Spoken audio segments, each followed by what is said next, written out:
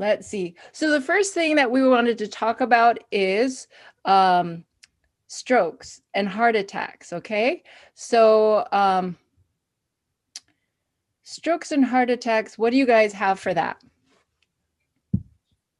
Cayenne. I knew you were going to talk about that. And so just quickly, I'm going to review here what it is that, let's see, what cayenne here. It's a stimulant. It increases heart rate, improves blood circulation, also stops internal bleeding. This is one way that they've recommended. Take a cup of water, add 2 teaspoons of cayenne powder to it, give this to the patient immediately if they're conscious.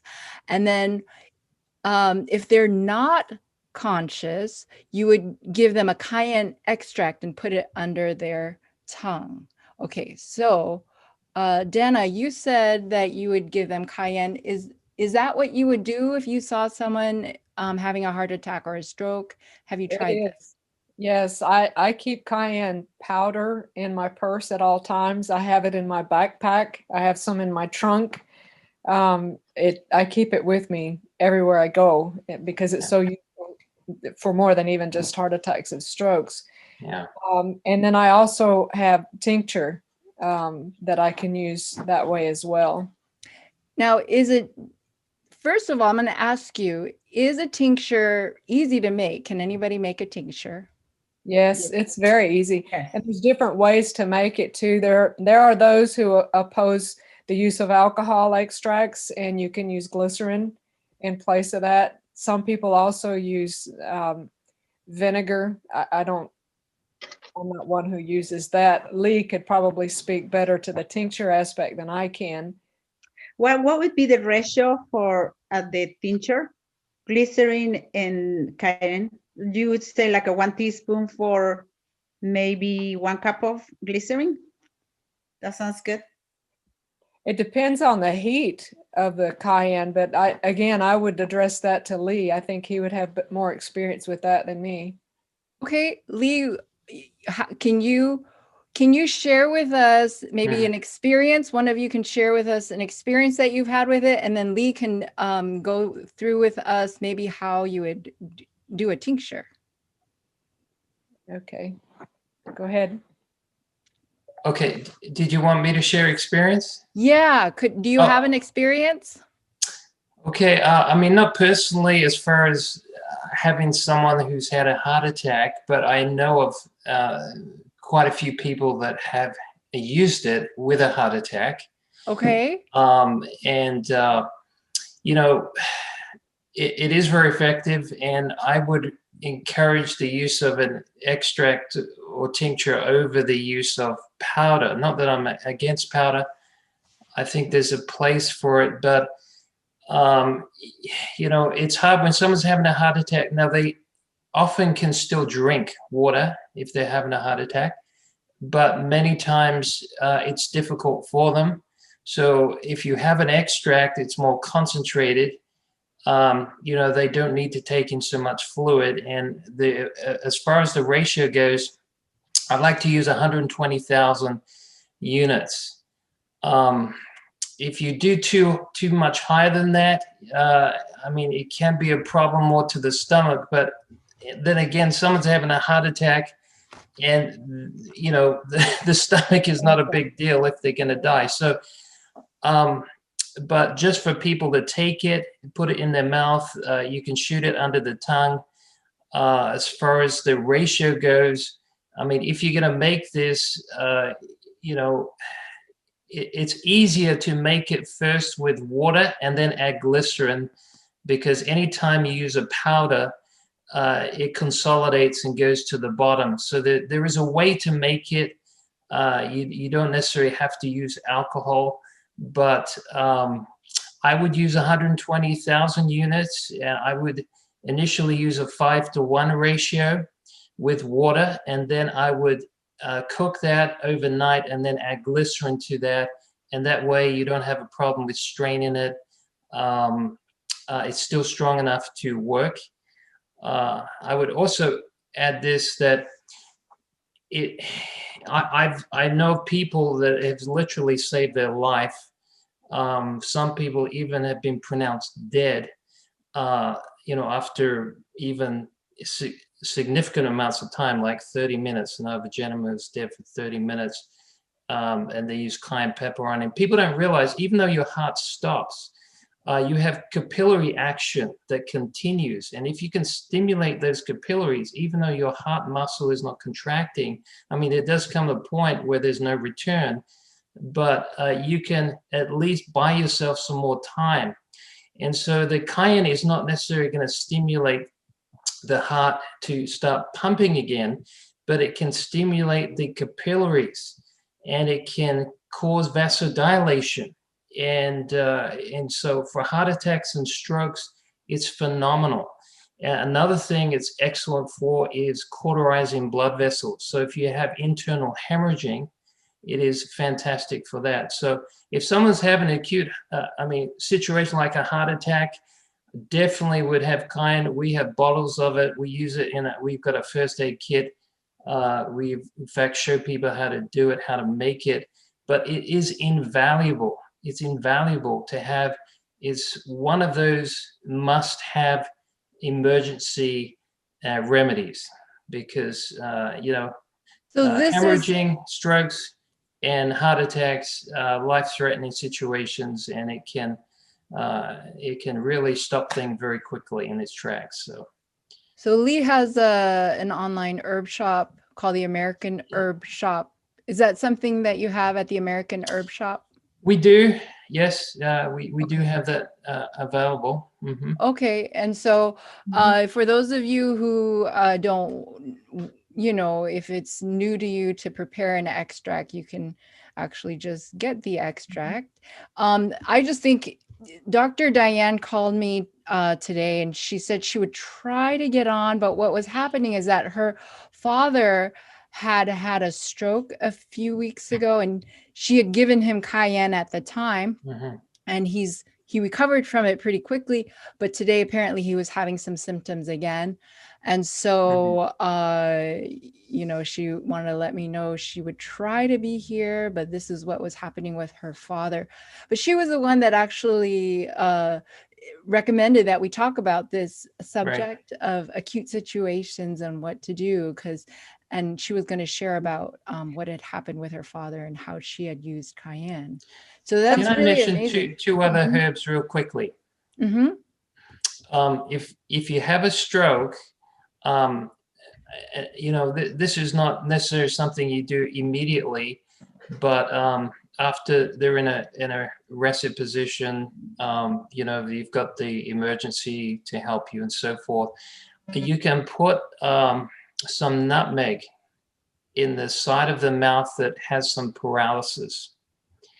Now, nutmeg is not something I generally recommend to people to take, because it's got a toxic alkaloid called marasticin, and it can even produce hallucinogenic effects if you take more than 5 grams. So it's not something I'm saying put in your apple pie or just use on a common basis. But as far as medicinal value goes, it can actually, I know of 2 cases where this has happened. It can bring back, it can remedy the paralysis that could have occurred through the stroke. All right. Now, another herb you could follow up with is the hawthorn berry, because the hawthorn berry will improve left myocardial contraction, and it will also increase ejection fraction. It will cause systemic circulation to be improved. It has calcium channel blockers, 3 ACE inhibitors. It will stimulate nitric oxide to be produced. It can lower blood pressure, but it's fantastic as a vasodilator, and it will cause the heart muscle to be strengthened, which is what you want after you've had something like a heart attack. This will definitely help you in the long term. Thank you. I just want to explain to people what Lee, meant with like the ejection fraction. That just means that that's going to improve the strength of the heart and its ability to work and to contract. And then he talked about increasing nitric oxide. Nitric oxide is a chemical that the cells, the endothelial cells that line the blood vessels will produce. That those nitric oxide is the most potent vasodilator that is produced. And so you want to have that because you want improved circulation when you're in the middle of a stroke and a heart attack and that kind of thing. And so that's what he was saying. The hawthorn berry would be good for. So you're just saying like to take it in some form, whether it's like what form would hawthorn berry be taken? I would personally go with the extract. Extract but usually. if you can take the tablets, it just takes hydrochloric acid for extraction, and it's not so quickly assimilated. So it's the tablets same. have about a 38 to 52% absorption rate. So the same thing for the nutmeg. Would you do an extract for the nutmeg? No, with the nutmeg, you clench it. You clench it in the back of your teeth Clench as the what, whole though? seed. So you put the The nutmeg. seed. Yeah, you put it in the back, and you Isn't it the clench it. powder No, or no, you get the seed itself, okay. and you put that and you clench it in the back of your, like the back of your teeth where the back teeth are. Just clench it there and let it slowly, it will mix with saliva, and it will help the nerve to recover. Somebody's asking, would that work for Bell palsy? Yes. Okay. Yes, it will work for Bell palsy. So is it just like any nerve issue that it helps with, or is it just like if it's local to the area, or would it help like a nerve issue, like a spinal cord injury or No, something? it's going to help more that localized area. So how about if you put nutmeg over like the spinal cord injury? I'm just asking because I had a spinal cord injury. Yeah, I don't think it's going to have the same effect. Does it have to be right away when it happens at the beginning? Yeah, it doesn't have to be within minutes, but the closer time you get, I mean, if it's just happened the last few days, for example, that's still a good time to do it. And you would just do it for a short period of time. You don't have to do it the same day. What was that? It would just be for a short period of time, then you're saying? Yeah, like yes, I would do it for at least a couple of days. Mm-hmm. Somebody's asking, how long do you clench? Well, it's going to dissolve after some time. The seed itself is not that big, so it will take a few hours to finally dissolve. So you may only need 1 to 2 of those seeds per day. Again, this is not something I recommend for general use. This is only for this specific condition. Right. Because this is a spice that actually Ellen White specifically mentions that we don't use all that often at all. Right. And so, yeah, it's just as a remedy. Yes, right? There's things that Ellen White didn't recommend. Like she never recommended coffee, but she took it in seasickness. And there's certain things that we would use for medicine we wouldn't necessarily use, in other situations. So yes. There's another question. Somebody said, going back to cayenne, what does it mean, the ratio of the cayenne? So it's kind of like a 1 teaspoon to 4 teaspoons of water, right? Something like that. Right. So basically, it's to do more with the volume. So if you can imagine like a pint jar, and you put 1/5 of that as powder in the bottom and 4/5 as water. And then how much would you add? That would be a 5-to-1 ratio. And how much would you add it of glycerin after you cook it? Okay, what I do is I add 2/3 of the total product as glycerin. So whatever I get as the water content, the liquid, you actually double that as glycerin. And the reason for that is because if you don't get at least 65% ratio, then there's a tendency for spoilage. So you can have bacteria or mold can build up.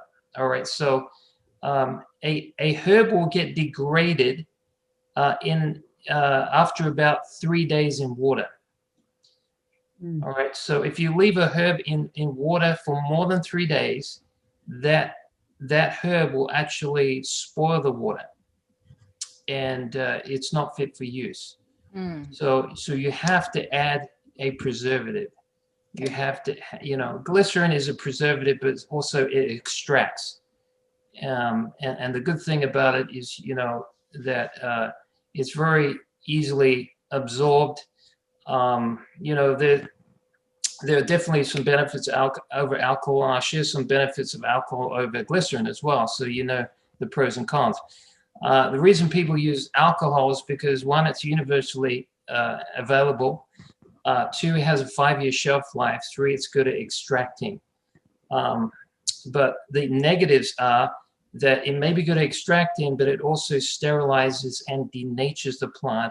It can pull out some properties like toxic alkaloids that you don't want to be pulled out. So God has put some, and not all alkaloids are toxic, I want to make that clear, but most of them are. Caffeine is an alkaloid, opium is an alkaloid, morphine. And so these are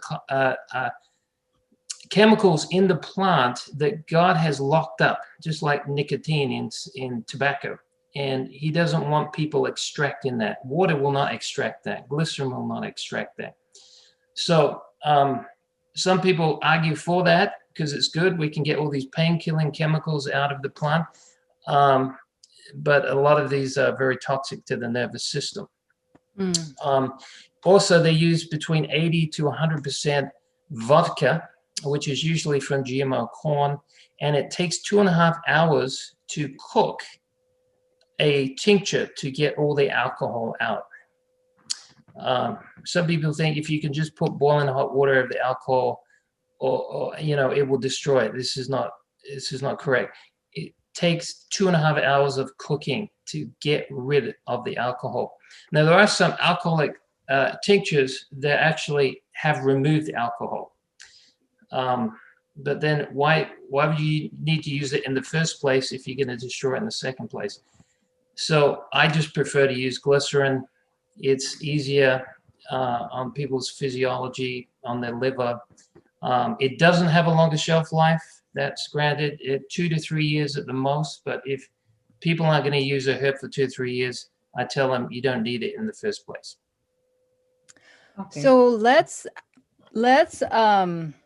ask, since we've spent like 25 minutes on cayenne, but let's just quickly ask Dana. Dana, I know that cayenne, you mentioned that. And so do you have any personal stories with that you think would be helpful? As with Lee, not with a heart attack or a stroke myself, but we trained under Maymon Wilson as part of my medical missionary training, and he had tons of them.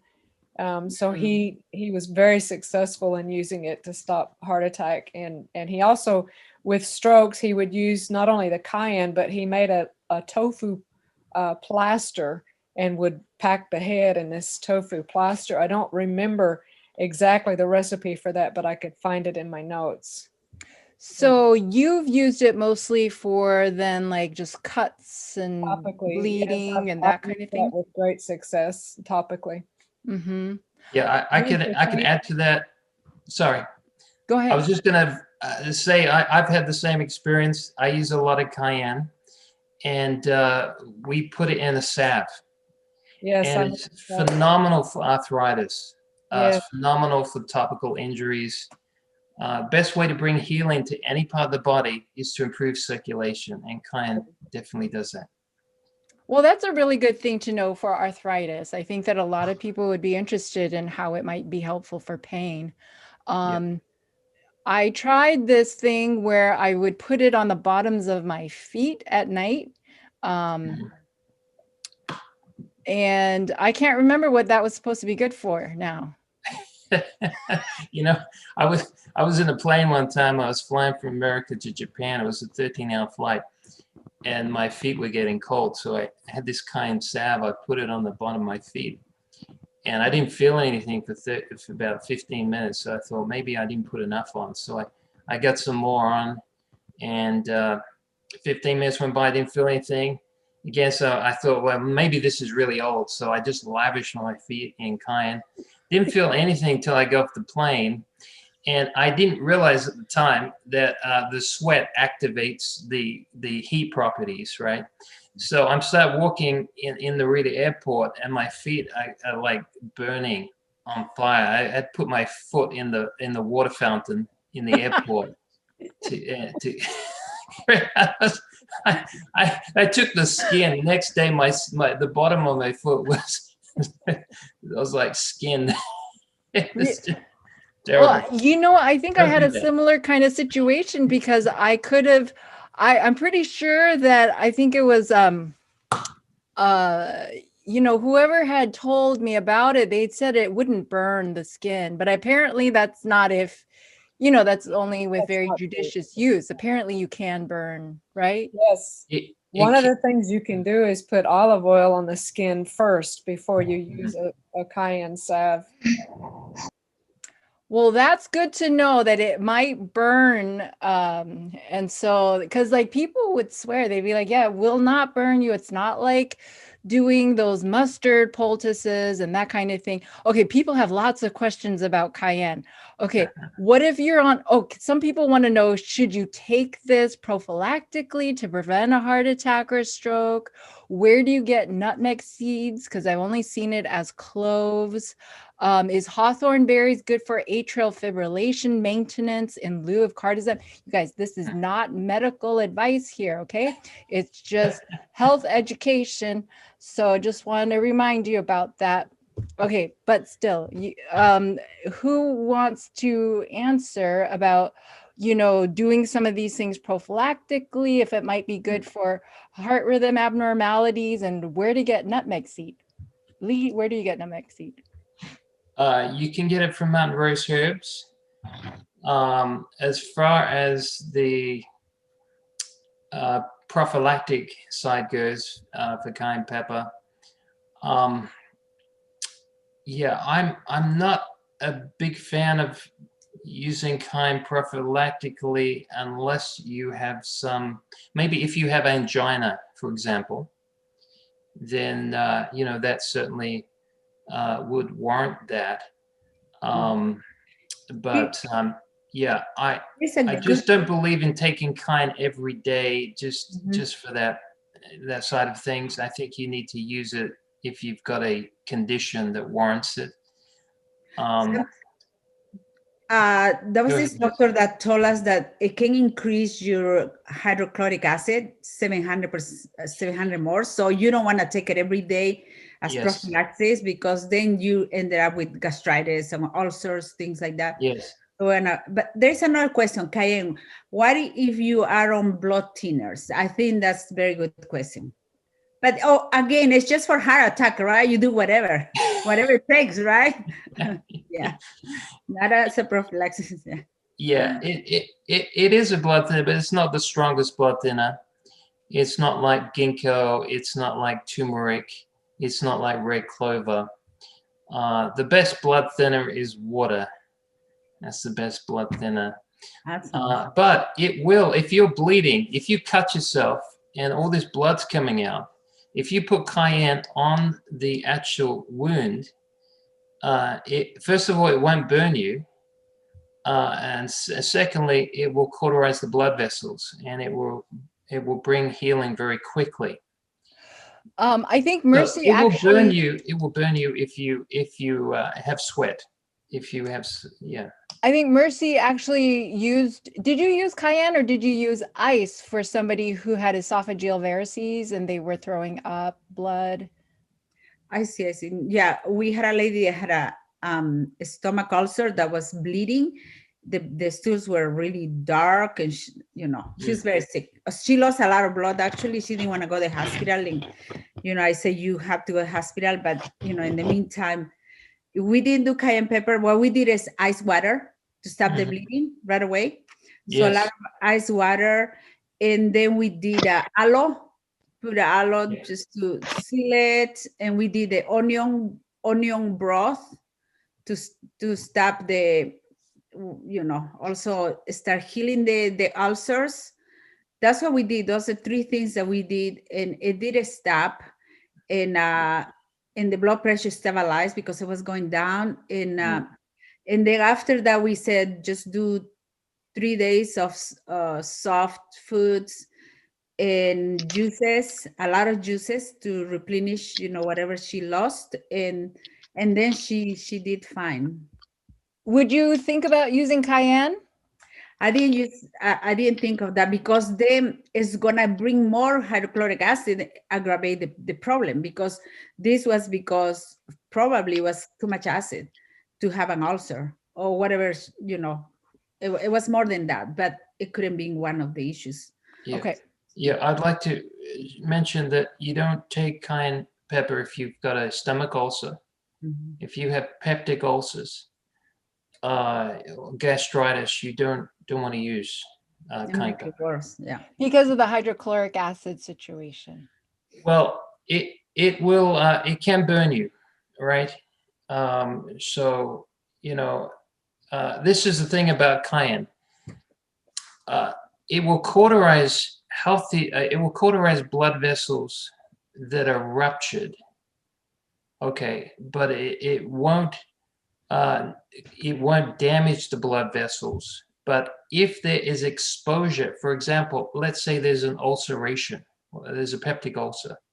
Okay, then the heat can easily transfer into that and aggravate and cause pain.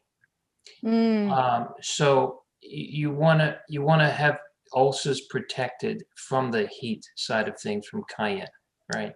Very good. Yeah. Okay, very good. Okay, so let's go on to the next thing, okay? We're gonna go here to the next thing, and that's going to be, okay, let's go to cuts and scrapes, okay? And for cuts and scrapes, I've listed onion, I've listed aloe, but we can talk about other things too. You can add cayenne to that list too, because it Yeah, is you can. good for it. Yeah. And of course, comfrey. Right. Excellent. Yeah. I'd like to just comment, if I could, on comfrey just quickly. When I was at Uchee Pines, this was back in the early 90s, there was a gal there. I was working with Dr. Agatha, and there was a gal who had breast implants, and she wanted them removed. And she did not want to go to the hospital. And so finally, Dr. Agatha consented to remove them at Uchee Pines, which we did. And I took the gal home to recover her, and I have never seen a wound heal that fast using comfrey on those wounds on her breast. Yeah, comfrey is an amazing plant. There's different forms of comfrey. All right, so you want the Symphytum officinalis is the one that I would recommend. That's what most herbalists use. The one that often they put in the category of toxicity is from the Symphytum atlanticum. It's a Russian comfrey, and it's got high levels of pyrrolizidine alkaloids. Now, comfrey has been demonized for having pyrrolizidine alkaloids. There's 3,000 different types of herbs that have pyrrolizidine alkaloids. It's funny, when I had a store in Indiana, I couldn't sell comfrey. I could sell marijuana, but I'd have to meet in a dark alley somewhere if I sell comfrey. But there's only 4 cases of comfrey toxicity that go back to the 1980s. If you look at the case studies, which I did, it's hard to know if they died from the comfrey use or if they died from the drugs. I would probably tend to say that the latter than the former. But you don't worry about the issue with the pyrrolizidine alkaloids. You would need to eat 3,000 pounds of comfrey to get the same amount that they inject in a rat to kill their liver. All right, so herbalists don't generally say take comfrey internally because they don't want the FDA breathing down their neck. So I won't say take it internally, but I will say if it were me, I wouldn't have a problem with it. Me too. Okay. But comfrey is a very good plant externally as well. It's also known for setting bone very quickly. The caveat with comfrey is if you have an underlying abscess, you have an underlying infection going on that hasn't been taken care of, it will cover that, and your problem is that the abscess is still going to be there. So you need to make sure that you've cleared up and make sure there's no infection. And comfrey is such an incredible cell proliferator. I bought a comfrey plant. It was like this big. 2 weeks later, it's like this big. So it has a chemical called allantoin, and that chemical makes the cells proliferate very quickly. And that's why when you use comfrey, it heals very quickly because it initiates a cellular response of replication that is beyond natural acceleration. That allantoin, that's also what's in onions, I think, right? Yes, but yes. Yes, but onion and garlic as well. Yeah, so Mercy actually likes to use onion when people have cuts and burns and that kind of thing. And I think she's had a lot of good results with that. I mean, comfrey, you're saying to use comfrey in the form of an ointment and that type of thing? Yeah. The best one I found for the skin, just as a general rule, and that includes burns and cuts and bruises and infections and whatever. The best one I found is calendula. And I have used it for almost anything topically. The only thing that it didn't work on was cellulitis. And I think the reason for that is because the connective tissue, it's like cellophane around your leg. And I don't think it can penetrate so deep. But we've used it for all kinds of things. And it's amazing how quickly it works. If you've got poison ivy, if you've got some type of fungal infection on the skin, if you've got eczema. You're saying the best thing for what? Calendula is better than comfrey? Well, comfrey is, I'm not taking any away from comfrey saying this. Comfrey is better than calendula for if you're trying to help with bringing back tissue damage, or you've broken a bone. But it's a better cellular proliferator. But calendula works better on things like eczema, psoriasis, burned skin, things that maybe in some certain types of infection, especially fungal infections. Right. Oregon grape is good for that too. What was good for that too, Dana? Oregon grape. Yes.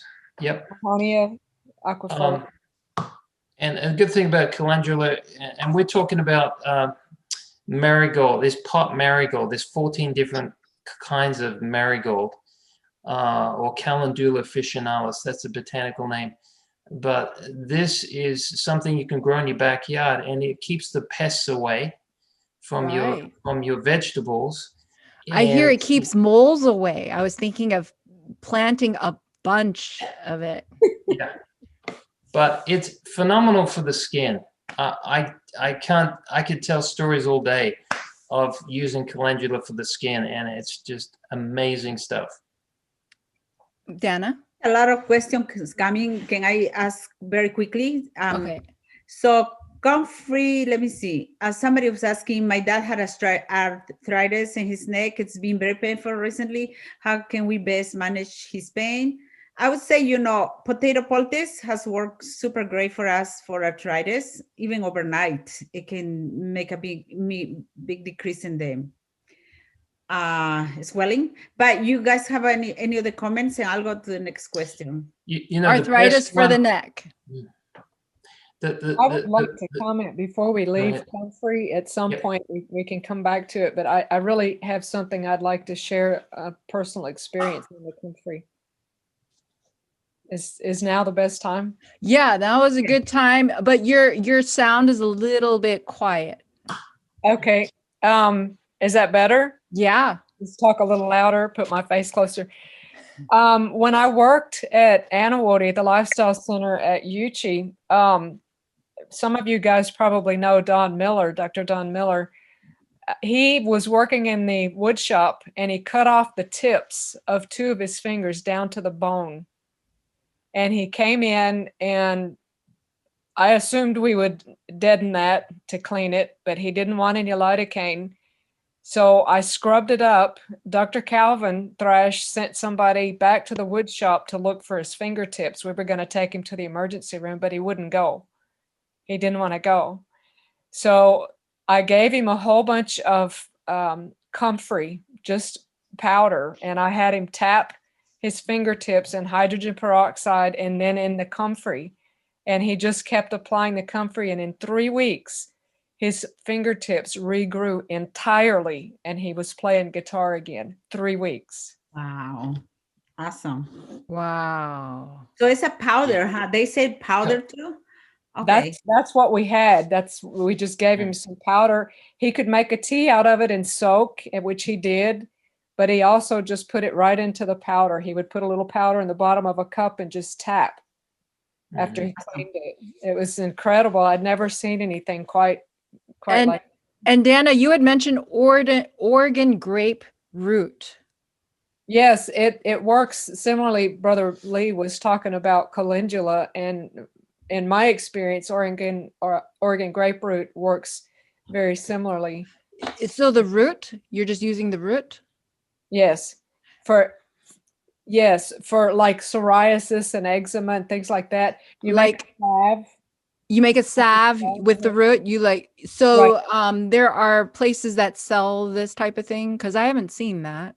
Well, I'm in the process of making some right now, so you can get with me later. Okay. Weeks before. Yeah, Dana makes stuff for this type of stuff too. She I bought one of your salves. I can't remember which one it was. I used it all up, but I can't remember. Was it the It was boo-boo balm. Boo-boo balm. Boo-boo balm.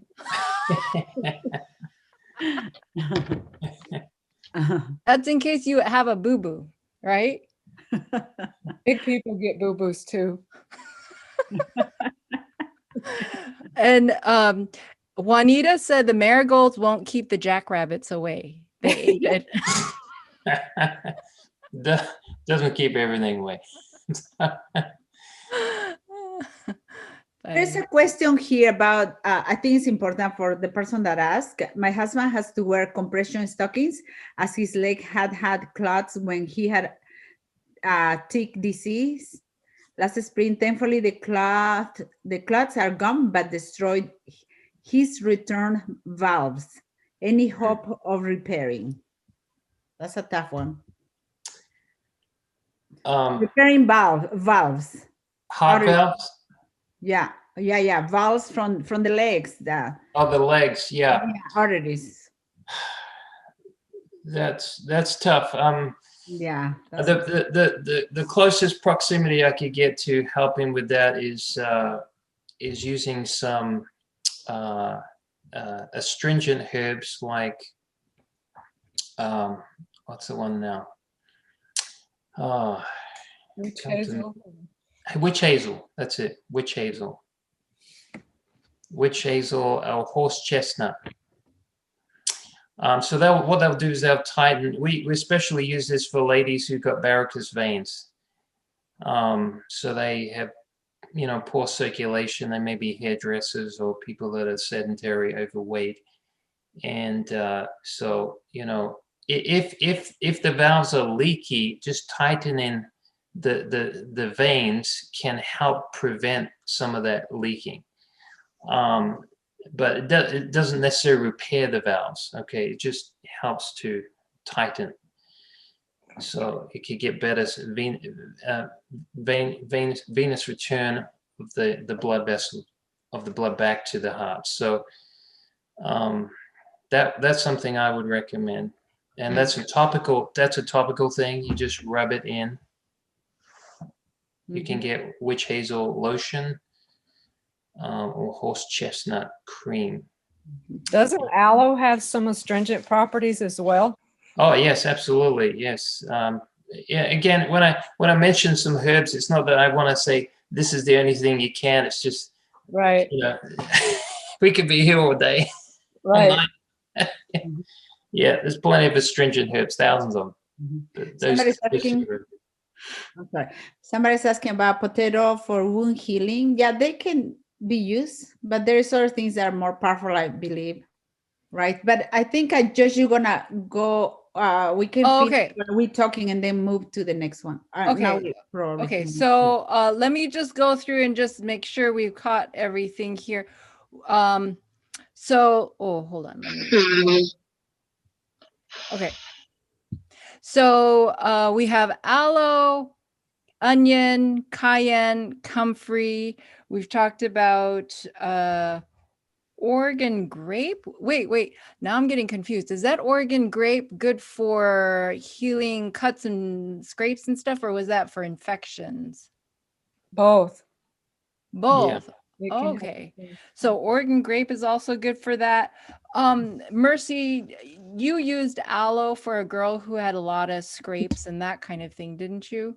Yeah, it has gravel in the legs and then because she fell and she just went down and there was a lot of little tiny gravels all over. We couldn't get it. We put her in the water in the bathtub for until midnight and we tried one by one and the girl was screaming and we were so tired.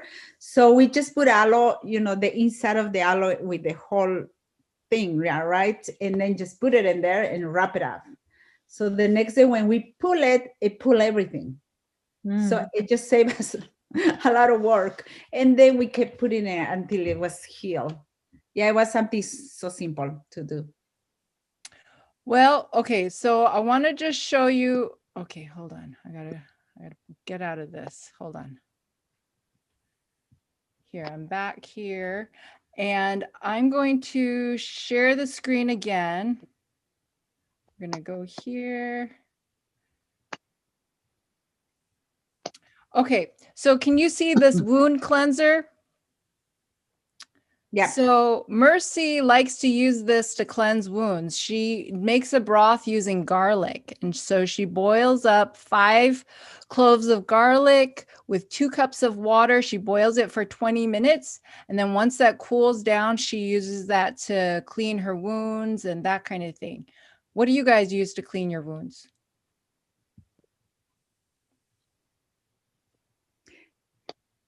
So this is very simple, because you can use normal saline, right? But what do you use if there's no normal saline? But on top of that, this is a good cleanser as a normal saline, but it has the antibacterial component, antimicrobial component. So it works so great to prevent infections with deep wounds and it's an amazing cleanser. Okay. I'll just mention something. When I was in the Philippines, we had a doctor. He was an emergency doctor, and we had him out for some training. And he said, if you haven't got anything, you cut yourself, you have some wound. If it's not serious, it's not life-threatening, you're going to bleed to death, just let it drain a little bit. It will actually bring out a lot of those pathogens out. And a lot of times we feel like we have to stop the bleeding. Well, that's certainly true for serious cases, but you don't have to. That's the way your body will cleanse, right? But then what we do in the West, I use things like silver wound gel, for example. Sometimes use hydrogen peroxide, and then sometimes I just use a topical salve preparation with some arnica oil. We use some St. John's wort calendula oil as well in the salve, and just put that on some type of, if it's small, just a Band-Aid. If it's big, we could use a gauze. So yeah, there's just some quick things that we do to help with wounds. In a acute situation, I was out in the middle of nowhere one time and I got bitten by a raccoon. And I just, like Brother Lee was saying, I made it bleed. I made the wound bleed. And then I just poured I had a whole gallon of water in my car and I just poured the water over it. So don't discount just water either. Mm. Mhm. And then as far as how to, let's see, sorry. How to dress a wound. You know, Mercy loves onion. Okay. So, she will, get like not just like the peel, one of these onion peels. She'll actually, there's like a even thinner,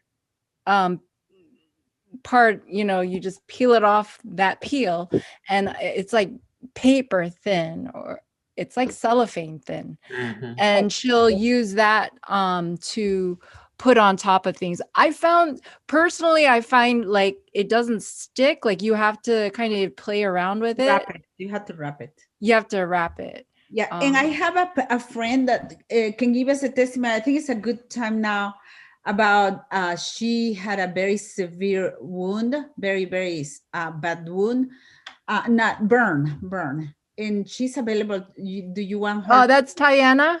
Yeah, she's. Okay, Tiana, are you available? You're muted though. I'm going to unmute you. I'm going to ask you to unmute. Let's see. Okay. How are you? She has a picture also. Now she's, hold on. Okay, unmute. Did that work? Yes. Yeah. We seen you. Okay. Now. Awesome. Okay, so what I want to do is actually want to show pictures, and since I'm on my phone, it's going to be tough. But yes, I'm going to try and turn. Tell me if you can see the burn. Yeah. Yes. So actually, ironically, I was trying to do a hot foot bath for a headache, and I accidentally poured boiling water. The water had just been boiling, and I went to pour it in my bucket, and I poured it on my leg instead. Mm-hmm. Oh, And my. so initially what I did, and I obviously didn't know what I was doing, but with Mercy's help, so this is the onion wrap. So initially what I did was I put it in cold water to stop the burn. And with boiling water, you can have really severe burns. And I didn't really know how bad the burn was going to be. I'm actually a nurse, and when I would go to work, I went to work every day. And this burn never hurt. It was that bad. I never had any pain. And all of the doctors I worked with begged me to go see a surgeon. You're probably going to have skin grafts. I actually had the wound care nurse come and look at it, and she was telling me about all the dangers I could have with this burn. And I didn't. What I did was I put the onion, and did you see the picture before? Mm-hmm. With the skin? So I peel the inside layers of the onion and put it over the burn. And I would do this dressing twice a day. And the skin was intact initially. I did this twice a day, and I would wrap it. I would put cabbage over it. I'd break up cabbage. I'd put the cabbage over it. I'd wrap it. And then when I was at work, I would do this again. And after, I think it was about day 10, you can see it begins to become infected, which I was surprised. It was closed at the time. And so Mercy I was at work, and I was terrified because I really had no idea what was going on underneath the burn. And so I drained it out, and I had a coworker, she had to go home, and I said, bring me a potato and a grater. And we were just so busy, I couldn't leave work. So she comes back several hours later with the potato and the grater.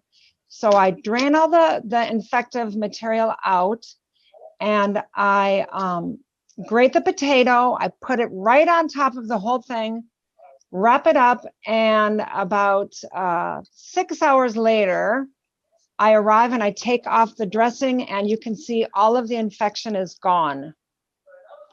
The potato took all the infection out, but we still had no idea what was going underneath the wound there. Now the skin was open, so at this time, I used, here's a picture with the cabbage, how I put the cabbage on it. I used this comfrey salve. So comfrey's been talked about, yes, and it was wonderful. And it does have the calendula in there as well. So once it broke open, that's what I started using was the comfrey. I also used as a cleanser, you can see in this picture, the liquid up there, that was the garlic tea that I would use to cleanse it with. And then I'd put the calendula on, and then I'd wrap it again with the cabbage. And then this is a picture, not that long afterwards. You can see here's where the burn was. And actually right now you can almost not even tell I have the burn. The only time you can notice that there's a burn is if my leg gets exposed to the sun. The skin, it colors a little different than, like my skin, the regular skin does. But the burn is virtually, there's no scarring. And the interesting thing was, especially when it got infected, the doctor was begging me, please take an antibiotic, please. He was begging me. And later, another doctor I told the story about, she said, well, you took an antibiotic, didn't you? And I said, yes, I was taking garlic. And so God's ways work, always. Amen, amen. Thank you for sharing. Yes, Diane. you're welcome. Yeah, thank you. Awesome testimony. Yeah. So for burns, I found out the onion is amazing. Let's say if you have a really super bad wound, because when Diana called me, it went by some time because we were busy filming something here with Dr. Joyce, Dr. Bill, and Ron Maynard here. That's why she was calling me in the middle of it. So I couldn't answer right away. And because if you burn yourself, if you put the onion immediately, it cannot regenerate it right away. And then after that, it's almost nothing. It's like nothing happened. It's amazing because I burn myself. Because in the past I used not to cook. I didn't know how to cook at all. So I was helping my mom to get a pot out of the oven. So I put my hand into the oven and just removed the pot. And then so I burned my hand and I just lifted up and burned my hand. So at that time we put an onion in my hand. I just closed my hand and I thought I was going to go to the ER and I'm not going to be able to work for who knows how long, things like that. So I just kept the onion there and grab it. But after a while, I think it was 2 hours, so an hour or 2 hours, I opened up my hand. It was nothing. It was a little white maybe. So, so since that time, I started using the onion for any type of burns. And it's been amazing, really helpful. Thank you. Thank you, Tiana, and thank you, Mercy. And then does anybody else have any favorites that they like to use for burns? I Lee? think everybody knows about aloe for burns. I was in Ukraine once and I was doing some missionary work there, and a guy had opened a radiator on a vehicle that was hot, and it spewed that hot liquid all over his arm. And we just laid large pieces of aloe over, and it was amazing how fast it healed and had no infection. Amen. Yeah, I was going to say aloe as well. Another one is Manuka honey. Yes. And we made a Manuka honey salve. And when I went to the Philippines with my family, it was very strong. The sun, it was easy to get burned. Our kids would get burned. We applied that. Even though they're terribly burned, the next day, even their skin wasn't coming off. It's very soothing, healing. Another one you can add to it is peppermint oil. It has a very cooling effect, and lavender is another excellent one. There are others, but those are very effective for Yeah, burn. lavender. I mean, that was something that who was it that is there an invent? Someone who discovered the French chemist. Healing properties. Yeah, that French chemist. Yeah, he put his hand in the lavender oil. He was in a lab and he didn't have any side effects. Yeah. You know what I found to be really helpful for burns, at least the burns that I had a real severe burn when I went to India. It was really cold, and a friend of mine, filled up some plastic water bottles with hot scalding water, and I put it into my sleeping bag. And I was so tired. I'd just gotten there, and I didn't realize that it was burning a hole through my leg. And so I had the same, it was a real bad burn. I almost needed skin grafts. I needed debridement every week for like 2 months for it. And I was in India, so I had some charcoal, I had some honey, and that kind of thing. So I was just using that kind of stuff. If I'd had aloe, if I'd had, like the onion, if I'd known about the onion, I would have done that. Something that I found to be helpful for burns, as far as like, this will really take the pain away. Like even for me with aloe, it doesn't take the pain as much as this did for me. So you can take it or leave it. But do you guys use a lot of clay? Yeah. And so I will slather on some clay when I get burned. And as long as I put something wet on top of it so that it stays wet, throughout the time that I need it to, it takes away the pain totally, and it helps it heal a lot faster, and that kind of thing for me. So you just have to be careful. You don't want it to dry, because then it'll be painful when you take it off. And someone asked, what kind of clay? This is Miracle Mud Clay, pharmaceutical. There's living clay. There's Pascalite clay. There's all kinds of clay that you can use. I think the living clay, they don't have like a lot of heavy metals and that kind of thing. But I've used a lot of clay. Bentonite. They're all I think a bentonite clay, these ones. Right. Yeah. Versus what other kinds of clay? Well, there's quite a few different clays out there. But the majority of clay that's used medicinally is usually the bentonite or green clay or French clay. It's another name. Right. Or the French clay or green clay tends to be better for the skin. It's got smaller. It's a smaller powder. It penetrates in the pores better. That's why it's used for the top cosmetic products in the world have green clay. Yes. Well, okay. And this is the other thing about clay. Like when I found out how great clay was, I was putting it in everything. Yeah. And I would put it in my oils and put it on my face, and it seemed to help with like, just the complexion. Yeah. It's like a vacuum cleaner. I used to sell it at our store, and you could put clay in an aluminum bowl, and it will pull the aluminum into the clay. That's how strong it is. It's like a vacuum cleaner on your skin.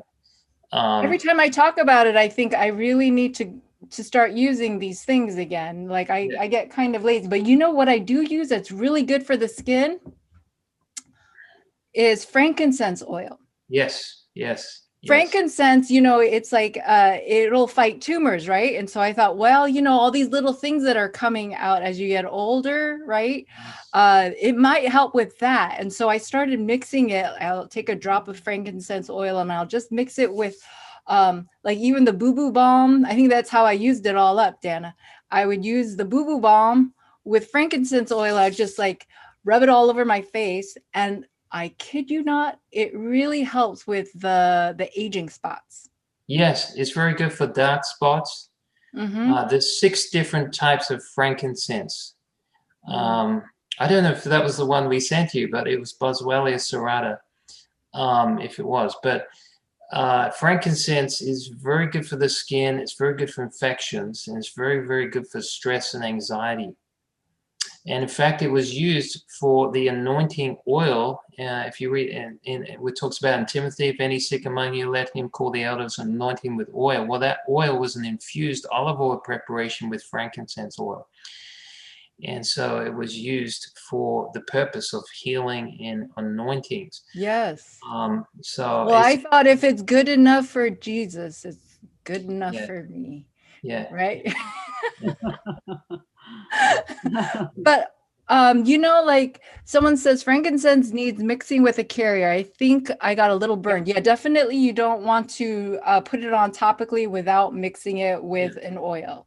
5% to the carry oil. 5% to the carrier 5%. oil. And so, yeah, I do put it in with a lot of oil. And Dana says to diffuse it is good for stress. You can also take a drop under the tongue.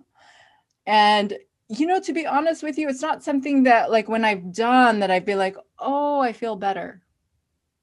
Some people, I think that they've had that experience with it for pain or for stress or that kind of thing. And I can't tell you that I have felt that way with it, but I can tell you that it really, I've noticed a difference with the skin. Somebody's asking on Facebook, would oregano tea work for cleansing wounds? I think it will be great if it's tea, it's not concentrated, because if you use in wounds the essential oil, it will burn. I don't think it's a good thing at all. But if it's just tea with oregano, just make a tea out of oregano leaves, I think it will be great for cleansing if you don't have garlic at that time, because garlic is so simple, so easy. So yeah. but, Can I just follow up with a comment on that? Because this is a really important subject. A lot of people think that they can just take internally essential oils and it's not a problem. A lot of this information is coming from multi-level marketing companies.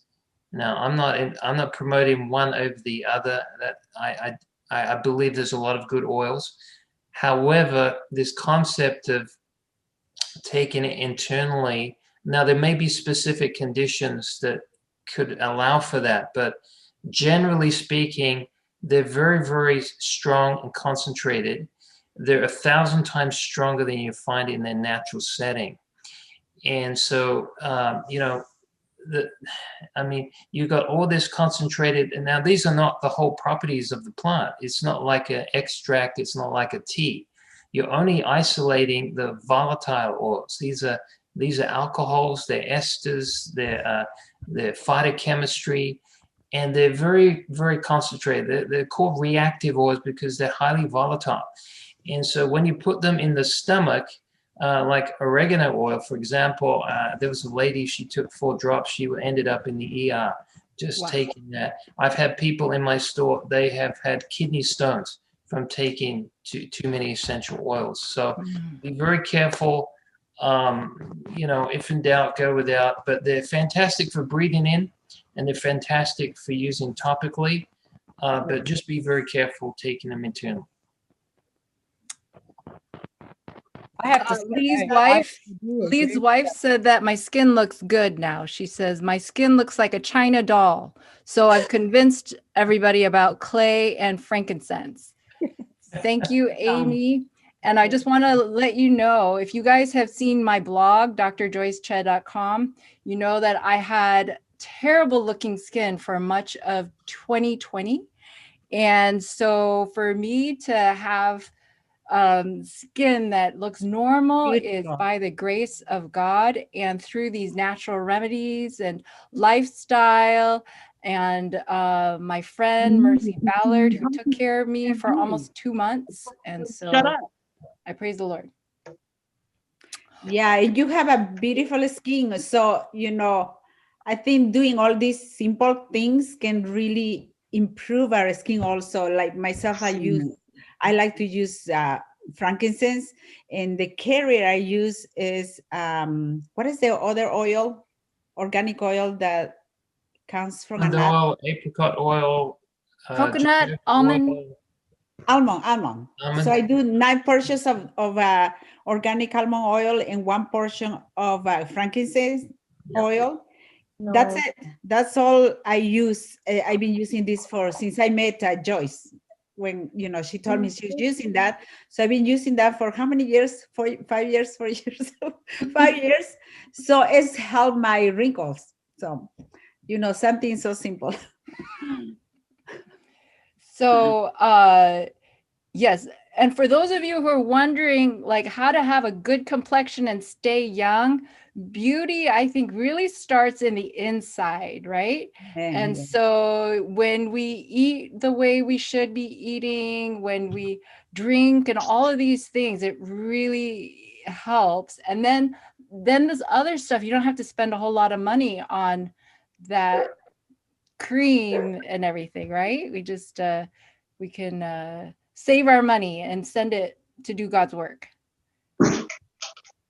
Amen. Okay, so let's see. Oh, someone's asking, they've asked a couple of times, what do you do for gout? Yes. Okay. Who do you want? You know, for gout, Dr. Bill, maybe he's here. He usually follows our. He said that for gout, they help at just drinking the turmeric for the gout. That as simple as that. He said was powerful. Just drinking. I think he did 1 or 2 teaspoons with a meal, and that did help the gout. Of course, for the gout, you have to remove the causes, right? You have to remove all the unhealthy foods and inflammatory foods you might be eating that's causing it. But the remedy will be That was turmeric powder. turmeric powder. Yeah. Now, with the gout, it's often in the big toe, and the reason for that is because that's the coolest part of the body. But you've got uric acid that's building up there, and so if you dilate the small capillaries, you can offset some of the rouleau effect that's causing the blood vessels to be sandwiched with all this uric acid. So you can help flush some of that uric acid out with hot and cold treatments in the feet. You can also use clay packs to the feet. Also, definitely turmeric is so good at anti-inflammatory, and also cherry juice is another one that's often recommended. You want to make sure that you don't take the commercial one. You've got to be 100% pure. I would recommend the organic one for that. But yeah, some people also use charcoal. I just want to mention about charcoal versus clay. Charcoal is better internally than clay. Clay is better externally than charcoal. Not that you can't use, either other way around, but you look like her. Clay has a better drawing ability, a better action, even than charcoal topically. It's very strong. So you may want to use clay for as a pack over the area that's afflicted with gout. So. Okay, that was another question. How about for sciatica nerve? Do you want to tackle that one? I could throw in a few sentences. Yeah, go ahead. This is the thing about sciatica, and I think we have, is it Marcia Somerville? We were just talking about this. She's a massage therapist, and so we're talking about how a lot of times when people have these symptoms, they think that it's just that one area that is affected. Like I have sciatica type pain. But it's because my bite is off. And if my bite is different, it will realign my spines as such that I don't have the sciatica.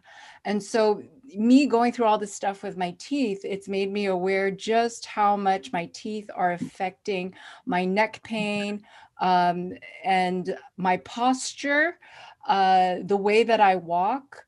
My rib cage will change, which muscles are tight or not. It'll affect my gut, what if I have the food sensitivities and that kind of thing. And that's just all from my teeth. And that bite can change as we get older, right? People are losing teeth as they get older. They're clenching. That's going to change things.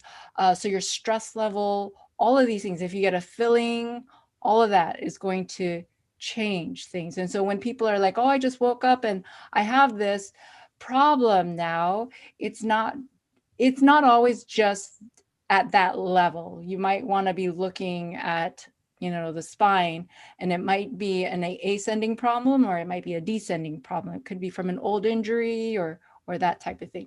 And so I would just say to look at all these things. And I don't know if Marcia is on somewhere, Marcia Somerville. If you want to unmute and add something to that. And if not, then Lee, did you have something? For sciatica, did we, you know, for nerve, what Ron Meinhardt uses is cayenne pepper, kind of like make a little poultice. You know, it can burn, so you have to kind of, you know, mix it in with maybe psyllium, and just be sure that it's not burning. So it makes the right ratio. Also, ginger poultices can work. But, you know, if it's a pinched nerve, you have to unpinch it, right? That's right. I mean, you have to take care of the problem. So I will, you know, something, I had a pinched nerve for a whole summer because I was working in my yard here, building up when I started building the ministry with trees and carrying rocks, heavy rocks with, you know, buckets of, so I really hurt my back. I was out for the summer and I couldn't even go to church, couldn't even sit up. It was that bad. And then some therapist was trying to work on it. It didn't do any good. You know what worked? That upside down table. What is that called? Inversion table. Inversion table. Table. I did one time and I was better, like a 50%. And I kept doing, but by the end of the week, I was 90%, 95% better. It was just so amazing, so simple. The table only cost $100. So to me, that really did it. Yeah, and there are some exercises you can do. I can't demonstrate them here, but you tuck your knees into your chest and you rock backwards and forwards, and then you also lie down on your face down and pretend like you're pushing up, except you don't do a push up, you just arch your back and push yourself back, okay, and just keep it there for about 20 seconds or so, and then do that a few times. That can help relieve some of the pressure that's on there. As far as if you're looking at pain relief for anything like this botanical, another excellent herb is called Jamaican dogwood. Jamaican dogwood is not very commonly known in herbal circles, but it's exceptionally good for pain, and we've used it in severe pain with nerve pain. We've used it for surgery pain. We've used it for cancer pain, even tooth pain. It's just been phenomenal. Do you take topically, or how do you do it? We take it internally. Oh, you take it internally? Yeah, I had a friend of mine. He was working with a circular saw, and he was holding it with one hand and trying to cut wood, and it backfired and went straight in his groin and severed his scrotum and nearly severed his femoral artery. And wow, he was in extreme pain. He nearly died, and so I sent him some of our pain relief, and he was back teaching a few days later. He said he came off all his pain drugs, and he was amazed. And that's just one story. I could tell you many more, but that's amazing. So do you have that? We do. It's an internal preparation. We use it with Jamaica, with the devil's claw, as well as the Jamaican dogwood. We use it a little bit with turmeric. We use it with cayenne as well, and a little bit of red clover. And it works phenomenally for pain. And this is a big problem that we have, because we always look to modern pharmaceuticals for acute situations, for emergencies. And I'm not against that per se, but if we knew what we could use, on hand, we certainly wouldn't need so many painkillers, you know. So, because so does it work very quickly? This? it does, yeah, it works quite quickly, yes. The problem Okay. with painkillers is that people don't realize it doesn't lessen the pain. What it does, it increases your tolerance to pain, and that's completely different. So when it wears off, you actually need more to get more. You build up your threshold, and so even the pain experts are saying the more you're on painkiller medication, the more pain you're going to have over time. So how does this work differently? Well, let me tell you something. God is always one step ahead of the pharmacist. Just and the one step? chemist. And in this particular case, I can't even tell you how it works. As far as, I mean, normally we're able to give some of the chemistry and everything, but I can't tell you this one. It's a mystery to me.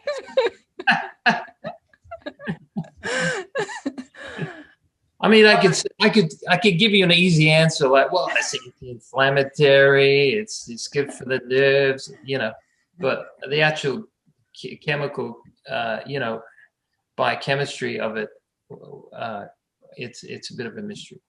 Wow, that's very interesting. Never heard of that. That's very interesting. Did someone have a comment that I interrupted? Mercy, did you have something? Yes, it was me. Oh, Dana. Mercy, were you saying something too?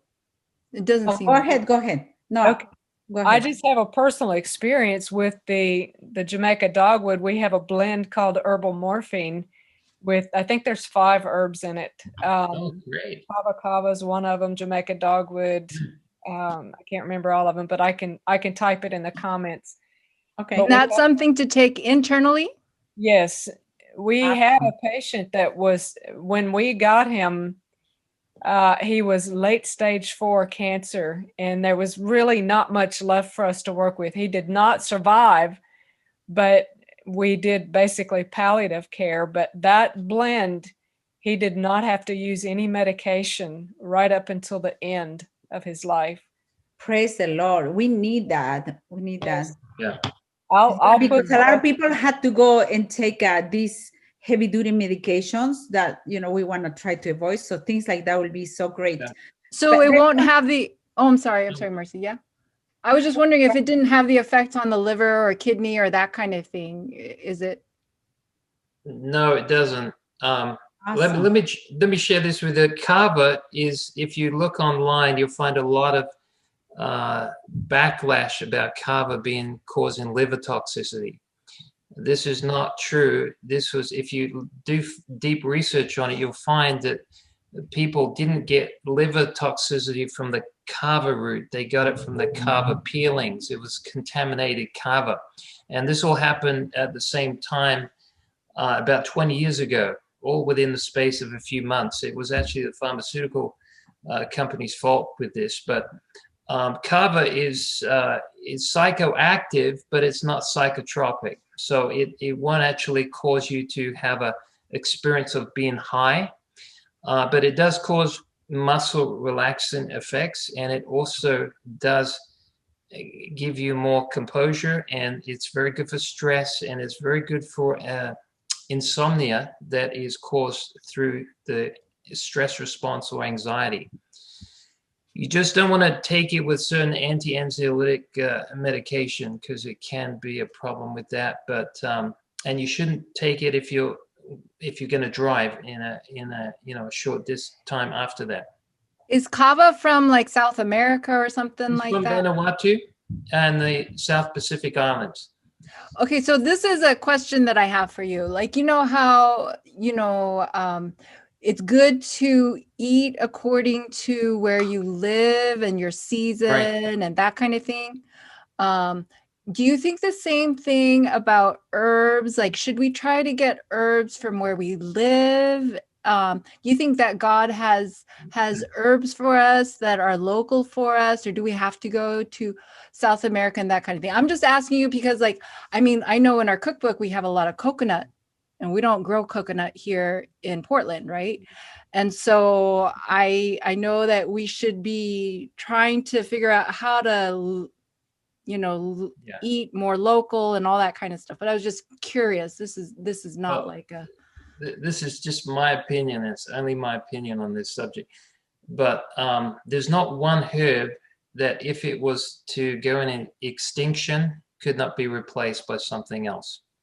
So certainly use things you have locally, and if we learn more about our local herbs, we will be not needing so many herbs from other areas. Yes. That being said, I don't think it's a problem, taking something from another area that has very good remedial properties for a specific condition.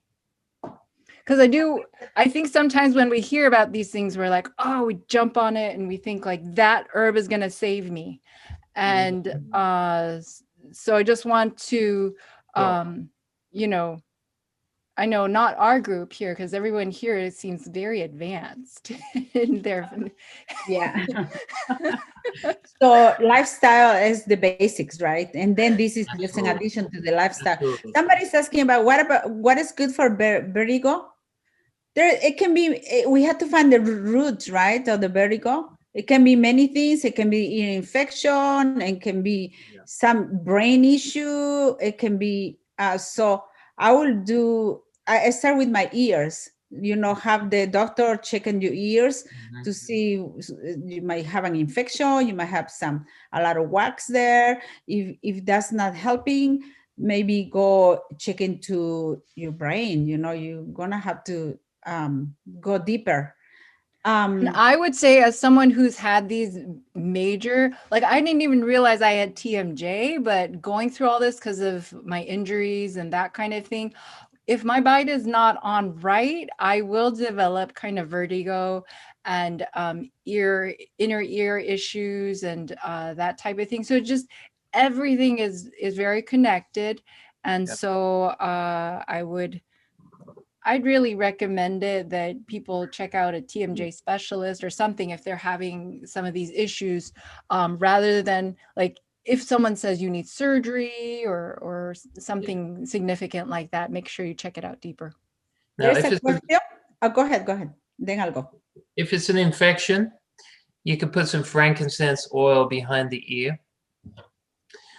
Okay, if the infection. Oh, you're talking about ear infection. Yes, if it's causing the vertigo. Okay, but another herb that is often used for vertigo is ginkgo biloba.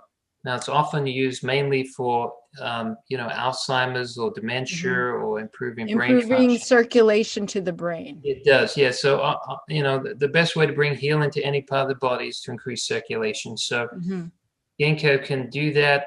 This doesn't cover everything about vertigo, but as was mentioned, you got to get to the cause. But often it's circulation problem. Often it's an infection problem. So if you can, you may be able to rule out that by if you already got those herbs or. Well, since you're talking about the ear, can we talk about what to do about ear infections? You said frankincense, you would apply frankincense. And I remember when I first started learning about essential oils, I had just gotten a kit and I was super excited about this. I brought them everywhere I went. And I went to church and there was a little 4-year-old girl who was crying and her mother said she had just gotten an ear infection and that's why she was crying. So I just put every single one of those essential oils on her ears. Just put every single one. And she quit having pain like right away. And then I called her dad and asked how she was doing. And he said, yeah, she's doing fine, no problem. So that was one case in which, something as simple as essential oils did help. Now, sometimes they might not work that way. So do you have any other suggestions? Oregano, right? You wouldn't use oregano in the ear, right? That didn't come in the kit. That didn't. Good. Something that we use. I had a lady that came to our lifestyle center that had a very severe ear infection. Just came out of the hospital because internal ear infection, and then she was having pain again. So I didn't want her to go to the hospital again. So what I did is one clove of garlic, I just press it and then put in a cloth and just got about maybe a few drops of the oil, and then mix those with 1 teaspoon of olive oil. And then we put 3 drops of those in the ear. So we did that 3 times a day, and that did it. So she did very good, very efficient. But somebody has a very mild ear infection, so we can put just a clove, right? So the You put a fumes- clove. Oh, I did that for a girl that was having ear pain. So I just put a clove there and she was fine. So You have to be kind of careful with the clove and putting it in the ear, so that, you know, it has to be a child that's not going to jam it into their ear. So you might take a little risk with that. So, you know, some people recommend heating up an onion and putting onion right up against the ear. Has anyone tried that? Yes, it's very effective. I think it would be very soothing. I think I asked my mother to do that when she had an ear infection, and she said it worked great. And even heat, just heat. Yeah, even Yes. if you had a lamp, just shining on that Right. area. Right. Hydrotherapy is very effective. Maybe And going outside into the sunshine and allowing the sun to hit your ear. yeah, and if you put the olive oil with the garlic in, just make sure it's the same. It's warm.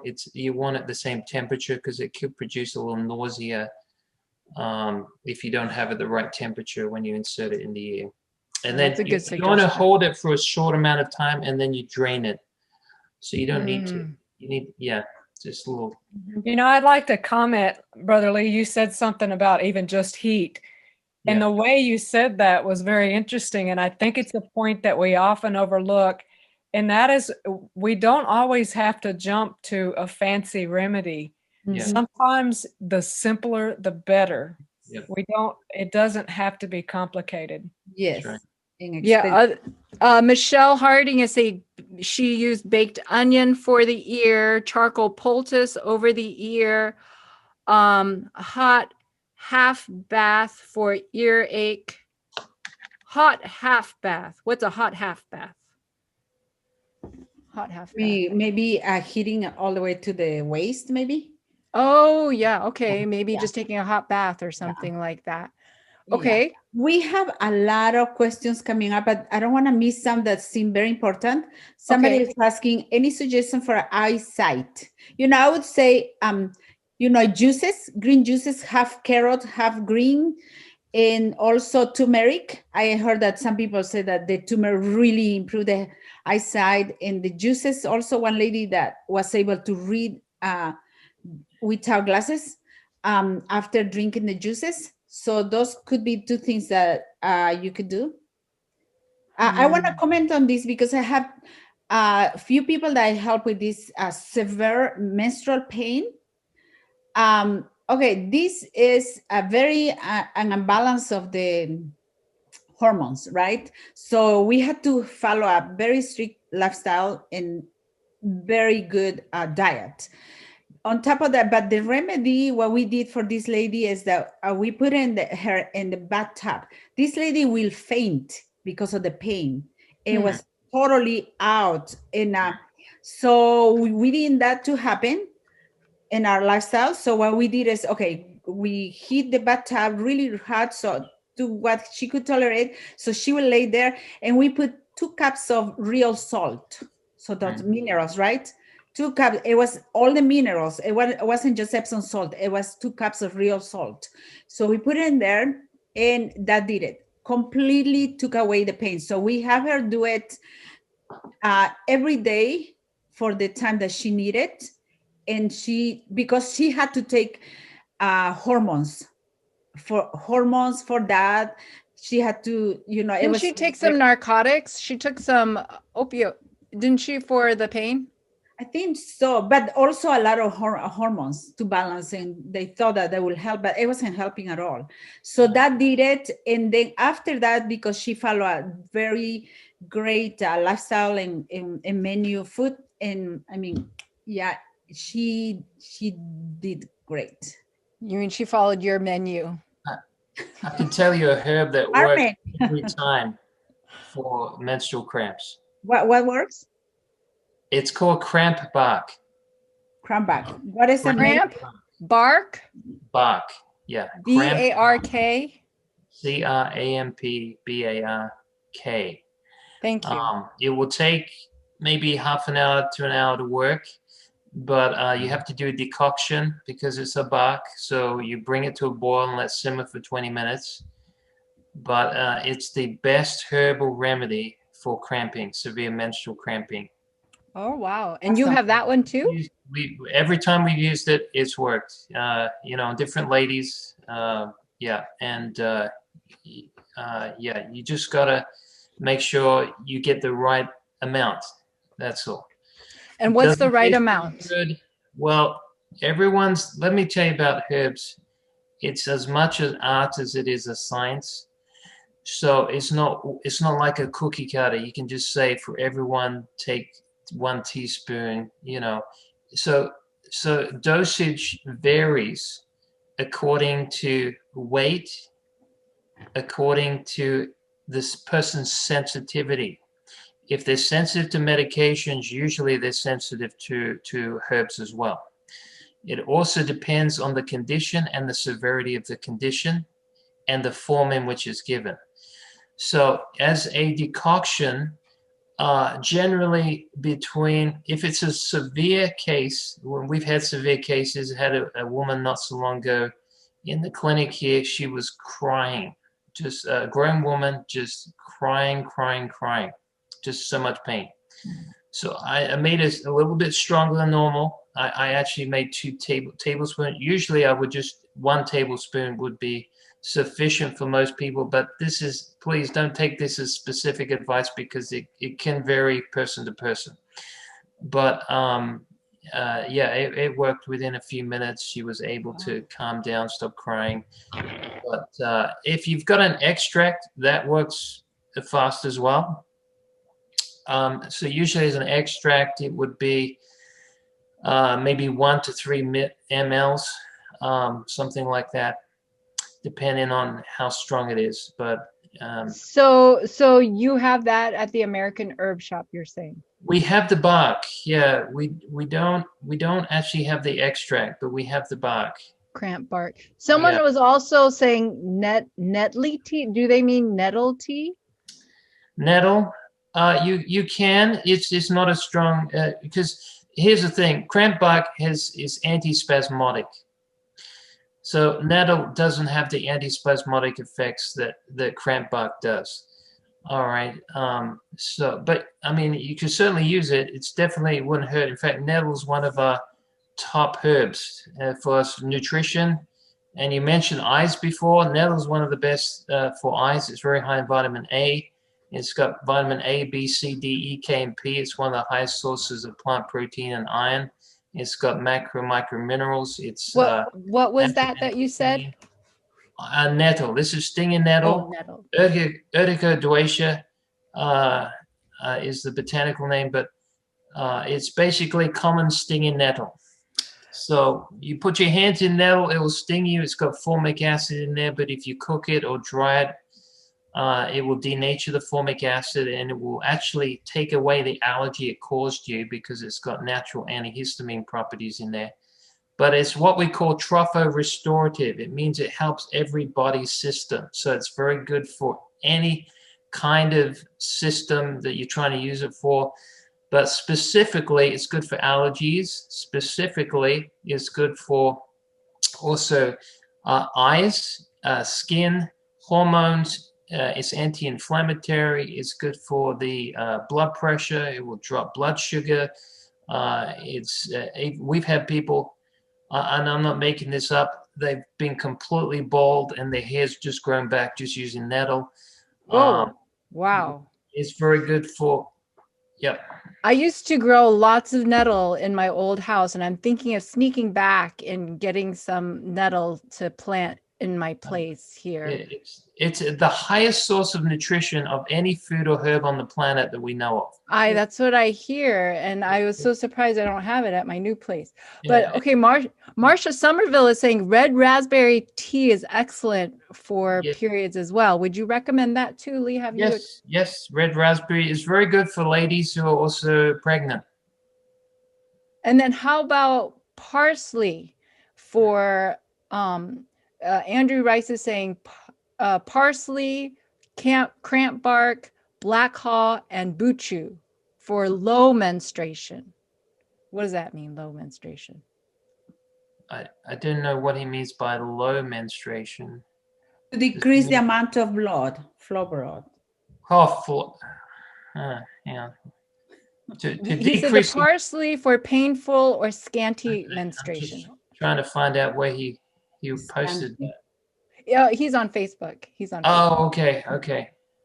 But he was saying to give them equal parts parsley, cramp bark, black haw, and buchu. To slow menstrual flow? No, to help improve menstrual flow, it sounds like. Menstrual flow. And for painful. Yes. Yep. Okay. There's another question. How about migraines? I can mention a little bit. Migraines is usually related to food sensitivities. So I will get off of all those foods that, we call it the big fives, the oats and gluten and soy, corn and yeast. Usually those are the big problems. It can be also nightshades. So I will remove all those. You can follow, we have a menu that you can follow. It'll be easy that way. And migraines usually are gone after following that diet. Do you have any other suggestions? Yeah, and so now it's, what time is it? It's 4:40. So, okay, we don't have much time here. Dr. Diane got back on. I don't know if she is available or not, but Dr. Diane, if you wanted to jump on and just add anything, feel free to jump on and add something. And Dr. Diane, yeah, I'm here. Okay. I'm here. Have you been listening? How is your dad doing? He's doing better. So I would say that it was I got cayenne tincture in him. And I would say within 10 minutes, his muttering and his weakness and confusion was almost resolved. Amen. So praise the Lord. He's still kind of touch and go. I'm really watching him, but anyway, so that was like, wow. The last time a few weeks ago, he had a stroke and he was totally paralyzed on the right side. And all I had available was the cayenne powder. And I knew he wouldn't be able to swallow. He was in such bad shape, but the only way to get it in him was to put it in his mouth. And I mixed it with some Alamed garlic tincture. And even though he couldn't swallow it, it was still having an effect because of getting under the blood vessels under the tongue. Mm-hmm. And that was pretty good. Within like 20 minutes, I was seeing it take effect. And then after about an hour, he was beginning to be able to swallow better, and I put it in honey. So anyway, and then I also gave him hawthorn and ginkgo and astragalus tinctures. And I put one of the other things that I did for him, because he was very agitated and aggressive. He was trying to fight us. And so I have Melissa essential oil, a lemon balm. And I put that on the back of his neck at the base of his skull. And then I followed that with frankincense. And I did the same to the bottom of his feet. And that was incredible too. Within about 10 minutes, his aggressiveness had just dissipated and he was much more compliant. In about 20 minutes, he was asleep. which, Wow. you know, when someone's having a stroke, or it turned out it was just a TIA, even though it was pretty severe symptoms, you might not necessarily want them to go to sleep because you want to monitor what they're doing. But the Melissa was so powerful, it just calmed him right down. So anyway, so, and then this time I had gone and got the tincture, the cayenne tincture. So that worked. That worked like within 5 minutes. It was just remarkable. Okay. Watching him. So anyway, that's just a testimony for the tincture. Thank you. Thank There's you. another question. God bless you. Thank you for your prayer, Joyce. So, there's a question about cavities or to prevent root canal. I think Gabriel Arruda, he was our speaker last Sabbath, right? He's writing a book on cavities, how to reverse cavities. So you might want to contact him. He has a ministry. Just Google it. Gabriel Arruda. He has a YouTube channel also. But I just want to say for gums issues, gingivitis, and to prevent cavities, I've used charcoal for many years, for almost 10 years, because, you know, when I left my job in Texas to open up this ministry here, I didn't have insurance, so I didn't want to have cavities. So what I did after I brushed my teeth and floss, I paint my teeth every night with charcoal, and I travel with it every night. And I used to have cavities every 6 months. They had to fix some type of cavities. Since that time, I never had a cavity. As simple as that, as cheap as that. It's just painted with charcoal every night. And so that's, I don't brush it because I don't want to remove the enamel, right? It's a little harsh, but I just paint it and leave it like that all night long. And I do the same thing for my grandbaby. I just painted his teeth every night. So I don't, her teeth every night. I don't, you know, do it harsh. I just paint it. That's all I do. And her teeth are nice and white. So, yes, but not at night. Not at night. Everybody, I just want you to be aware, you're not going to look pretty at night. You can hardly see it. You know, do it before you go sleep. You're not going to walk around the house with that. It'll be funny, yeah. So, yeah, you know, I use supercharged silver. It's not a colloidal silver. It's a nano supercharged silver. And that's actually, I have it in a bottle and I spray my mouth with it. And that's all I use for when I clean my teeth or brushing. It will not kill good bacteria. So that's really important for the mouth, because the mouth has a microbiome that's really important as well, but it will kill bad bacteria, the kind that make more of the plaque. And so the bacteria that's causing the decay, you know, using that supercharged silver would also help. And just talking about strengthening your enamel, horsetail is high in silica. And so you can grow your own horsetail. It needs a lot of water and it'll grow like a weed. But if then you dry it and make it into a powder, you can do the same, like you said, how you paint your mouth with the charcoal. You can do the same. You want to be careful because it is very abrasive. But if you'll just put it in, or you take the horsetail and chew it, it actually remineralizes the enamel. It will not remineralize the dentin, but it will the enamel. That horsetail, I did have a lot of that at my old house too.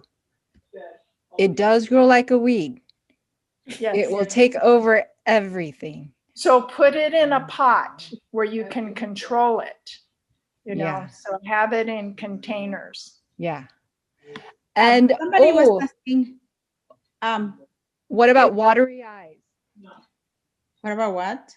Watery eyes, Diane is asking. Oh, okay. Can we finish the other one? Somebody's still asking about the painting for how long. I just do it one time, you know, just I have a toothbrush special for charcoal. So I just wet it after I brush my teeth and floss. And then I just tap it with the charcoal. I just paint it like this, go in and out of my teeth. And that's it, one time. And somebody else was asking about that. Paint teeth with charcoal with fingers. No, yeah, okay. It's when with the toothbrush. Okay, so we can go for watery eyes. Before we do that, can we do this last one? Because we were going to talk about urinary tract infections, because a lot of people I've noticed are on antibiotics quite frequently for urinary tract infections. Are you noticing that a lot of women are having to be on an antibiotic like every month, every other month for these chronic urinary tract infections? I have a lot of patients who come in, it seems like, with that. And so we just wanted to talk about that a little bit. One thing that we might want to be aware is that it's not normal to have chronic urinary tract infections. And so if you're having to be on an antibiotic all the time, that's something that, you want to try to figure out what is causing this issue. When you're on antibiotics all the time like this, Dana is saying cranberry juice. And, but you do want to look into why. I mean, so I think Hyun is on here. Dr. Hyun's a dentist, and she had a parent who had this kind of issue. So we did try something for her mother-in-law. Is that okay if I mention her, Hyun, or if you prefer not? I didn't even ask you. They're relatives, and she's resistant to all antibiotics pretty much, or sensitive to them. Already tried an IV drip in the past. It's a recurring, an elderly lady. My dad diagnosed there's most likely folds in the bladder that's keeping things from clearing out. So Dr. Joyce gave me all those, teas and drinks that helped. Hot, colds, contrast, and I asked them to do a charcoal poultice over it. And then when they did the charcoal poultice, it finally completely went away, and the fever came down. Okay, so for you felt like the charcoal poultice was the most helpful thing. What it is the first couple of days they didn't do the charcoal poultice and did all the other drinks in the hot cold. The grandma was kind of stubborn and didn't want to do the charcoal. And it was starting to improve. The fever was getting a little bit better. And then at second night, overnight, fever went back up. And so we really assertively said, you need to wake her up and do the charcoal poultice now. So they did the poultice, and then after just that day, after the charcoal poultice, she slept with it on. And they did a urine culture, and it came back negative. And several days later, fever subsided completely. Okay, thanks so much for sharing. I'm gonna share this. So what we did was we did hot and cold contrast fomentations directly over the bladder, or contrast shower if they can't do that. And you want to make sure that you sleep for 30 to 45 minutes after treatment. We do different teas like turmeric, ginger, garlic, onion teas throughout the day. Then that lemon garlic drink 2 times a day. That's where we blended up 2 raw garlic cloves with lemon, and you drink that twice a day. Charcoal poultice overnight. And this was the garlic, the 2 to 3 cloves of garlic with the juice of 1 lemon, 3/4 cup of water, blend well, drink 2 to 3 times a day. So Can I just pick something up on that? Go ahead. Yeah. We used to live in the Philippines. We had lemon trees. And I thought, because we had so many lemons, I didn't think you could overdose on lemons. So I drank 2 cups of lemon juice a day. I ended up with UTIs every time I did that. What happened is it will alkalize the urethra because the pH is so alkaline, and it will allow bacteria to go up and cause a UTI. I I know you've only got one lemon, so you know it's probably not going to be a problem. But 3 lemons. every time I did a sitz bath, it kicked it out in 10 minutes. Yes. So what the sitz bath will do, it will change the pH of the mucosal lining in the in the region of the urethra, and it can even affect the kidneys, and that will increase lysozyme activity, and that will destroy the bacteria there. So sitz baths are one of the best things to take for UTI. You can also try herbally. There's corn silk is another one. Uva ursi is another one. There's some of the best herbs to take if you have a UTI infection. But try it in combination with the sitz bath. Yes. Like you'll be surprised. In 10 minutes, it will knock it out. It's just amazingly quick in its effectiveness. Mercy has a story with that for her grandchild too, huh, Mercy? Yeah, because a baby, you cannot give them much, so we just put in the warm water as hot as she could tolerate, and yeah, that helped a lot. I mean, that did it. Yeah, excellent. Yeah, so sitz baths are also very helpful. Yes. Yeah, thank you for mentioning that. Yeah, it's good to know, because we don't want to overdo even on lemon, right? Yeah, I didn't know that you could overdo it on lemons. I didn't think either. I can tell you, every time I ate too much, drank too much lemon, I would get a UTI, and I didn't figure it out till later. See, we learn so much through these natural remedies, right? We learn about temperance, even in natural remedies, huh? So Joyce, can I add something? Yeah, what was that? Dr. Diane and then Dana? Yeah, I like the supercharged silver. And, I think I want to balance that with, the times that we're living, and you're thinking of when you're not going to have access to some of the things like supercharged silver's not going to be readily available. You can get, if you have a colloidal silver machine, silver colloidal, you could do that. But the supercharged I buy from a company out of Utah. But that's what I use just extensively, especially for my mother, where doing a sitz bath is impossible. It would be good with fomentation, but she's chronic. She's incontinent, she's bedridden. And so I give her about 1/3 of a cup of the supercharged silver with a teaspoon of D-mannose. And that's a sugar that's not absorbed by the body and excreted in the urine. And it does what the cranberry juice does. It prevents the bacteria from adhering to the bladder wall. And if a UTI really kicks in and starts affecting her, the main symptom I notice from her is somewhat of a psychosis.